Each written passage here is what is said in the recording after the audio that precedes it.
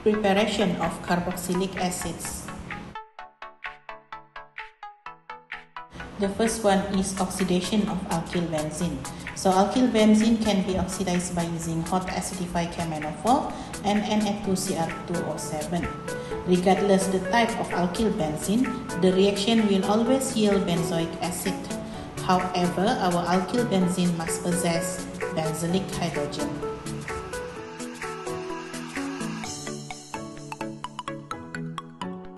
Here are a few examples of oxidation of alkyl benzene.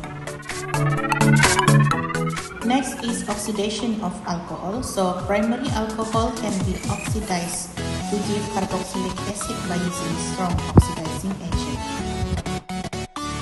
The third one is oxidation of aldehyde. Okay, aldehyde also can be oxidized by using strong oxidizing agent to form carboxylic acid. So this is an example of oxidation of aldehyde to form carboxylic acid by using strong oxidizing agent. We can also prepare carboxylic acid by hydrolysis of a nitrile compound. So the hydrolysis of nitrile compound will yield carboxylic acid and it will increase the structure by 1 carbon atom. And lastly, we can also prepare carboxylic acid by carbonation of Grignard reagent. So we already discussed this in chapter 7. So this is a two-step reaction. Okay, Grignard reagent react with carbon dioxide followed by hydrolysis to form carboxylic acid. So kita tengok contoh yang pertama, suggest the method to prepare the benzoic acid from ethane. So ethane kita adalah alkane. So daripada alkane kita mau produce carboxylic acid. Okay. So untuk buat ini kita tengok dulu alkane di sana. Alkane can only undergo one type of reaction which is halogenation. So dia react dengan Cl2 dalam kehadiran CH2Cl2 dan UV dan kita akan hasilkan chloroethane. Okay. So sebab kita ada benzoic acid di situ, so meaning to say kita kena ada benzene. So untuk benzene itu kita buat Friedel-Crafts alkylation, okay, dengan kehadiran AlCl3 dan kita akan dapat ethyl benzene. Okay, so daripada ethyl benzene itu kita akan buat oxidation guna strong oxidizing agent. So sebab carbon itu ada benzylic hydrogen, dia akan terus oxidize menjadi COOH. Next example tu pula suggest the method to prepare propanoic acid from propane. So kita ada propan dan juga daripada propan as starting material kita menghasilkan propanoic acid. So kalau kita tengok untuk alkane kita ada 3 carbon atom, propanoic acid pun ada 3 carbon atom.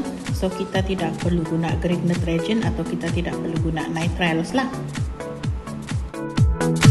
So sebab propan ini dia adalah alkane, so dia cuma boleh undergo one type of reaction sahaja, iaitu halogenation. So ingat untuk outline synthesis kita cuma berminat dengan major product sahaja. So ini adalah major product bagi halogenation of propan itu tadi.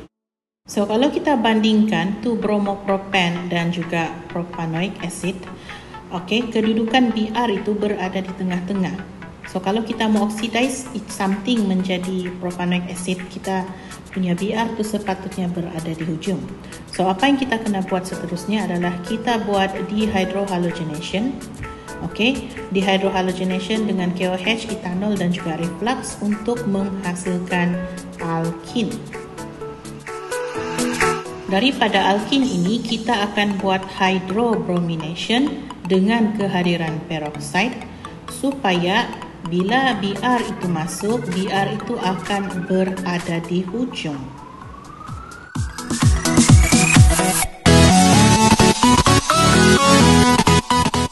And then after that kita punya 1-bromopropan tu kita akan react dengan aqueous KOH dengan kehadiran reflux untuk menghasilkan primary alcohol.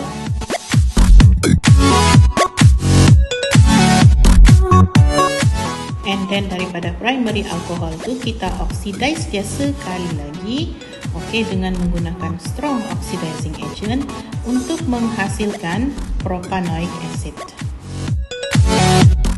Example 3 pula, kita minta untuk suggest method to prepare propanoic acid from ethane. Propanoic acid from ethane. So ethane kita CH3CH3 dan propanoic acid kita adalah CH3 CH2COOH.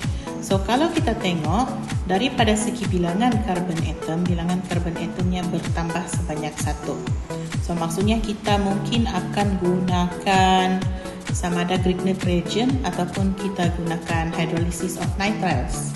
Okay, so dalam kes ini kita buat dulu step yang pertama, kita react ethane dengan bromin dalam CH2Cl2 dan UV untuk hasilkan kita punya bromoethane.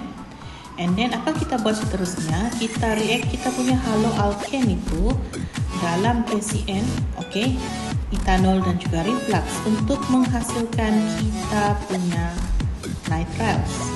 And then kita buat hydrolysis. Okay, bila buat hydrolysis, C double bond, C triple bond N itu terus akan bertukar menjadi COOH.